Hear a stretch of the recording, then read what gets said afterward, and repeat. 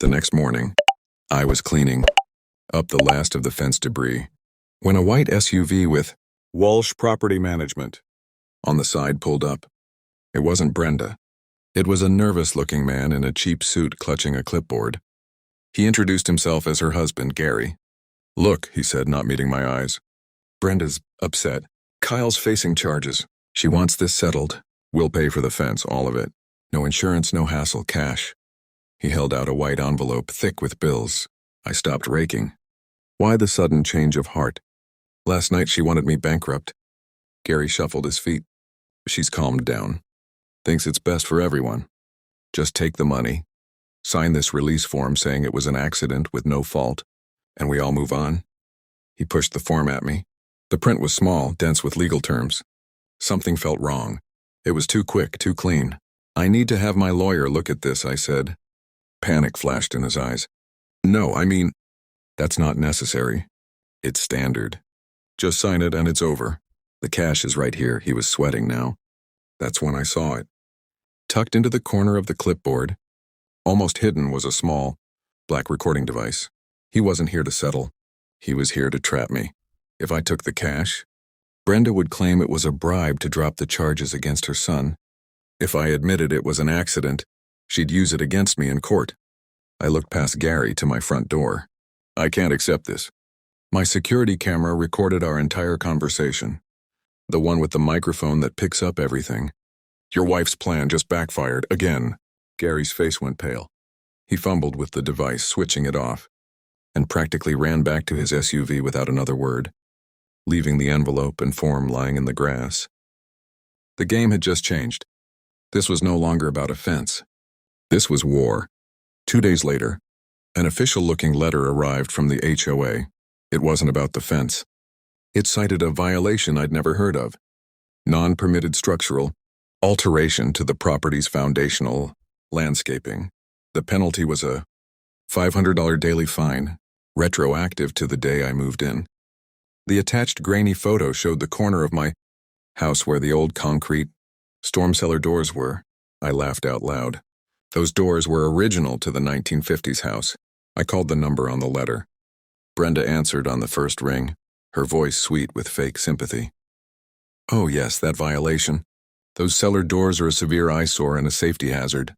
You'll need to have them removed, and the area sodded over by the end of the week to avoid further fines."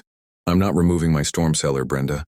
It's on the original blueprints." "Blueprints can be faked," she said smoothly. "The HOA's aesthetic standards are clear. And since you're being difficult about the other matter, I suggest you comply. The fines will add up quickly." I hung up, my mind racing. She wasn't just harassing me.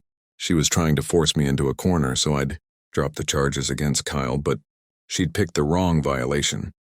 I went down into the basement, past the old furnace, to a heavy metal door I'd never had a reason to open. The key was rusted, but it turned. The air that rushed out was cold and smelled of damp earth. I pointed my phone's flashlight inside. It wasn't just a storm cellar.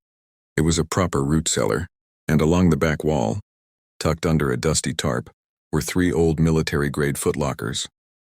I hadn't thought about them in years. They belonged to my grandfather, the original owner, a man who didn't believe in banks and had fought in 3 wars. I dragged one out. It was heavy. The lock was old, but it gave way with a solid thump. I lifted the lid. It wasn't full of junk. It was packed with meticulously organized files, deed copies, and land surveys. And on top of it all, bound in a leather portfolio, was a document that made my breath catch. It was the original 1955 land covenant for the entire neighborhood. My grandfather hadn't just bought a house here. He was one of the 5 original investors who built the neighborhood, and according to this document, the HOA was established by those 5 families. Their descendants held permanent seats on the board, with veto power over any new rule or fine. Brenda Walsh wasn't just messing with a homeowner. She was messing with a founding family. And she had no idea. I decided to play her game. I let the fine stand. I didn't respond to the letter. I just watched my mailbox. 2 days later, a second notice arrived. This one more severe, threatening a lien on my property if the violation wasn't remedied, and the accumulating fines paid within 48 hours. That's when I made my move.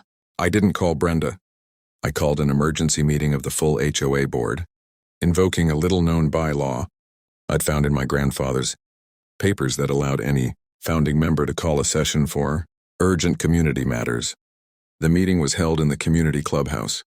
Brenda sat at the head of the table, a smug look on her face, surrounded by the other 4 board members she clearly had in her pocket. She thought I was there to beg. "Mr. Evans," she began, not letting me sit. "We're aware of your persistent violations. Coming here to plead your case is a waste of our time. The fines stand." I stayed standing. I placed my copy of the land covenant on the table in front of her. "I'm not here to plead. I'm here to inform the board that you, Mrs. Walsh, are in direct violation of Article 7, Section 2 of our founding charter." The room went silent. The other board members leaned forward. Brenda's smile tightened. "What are you talking about?" "Article 7, I repeated, my voice calm. "It states that any rule change or financial penalty must be unanimously approved by the sitting members of the 5 founding families before being enacted.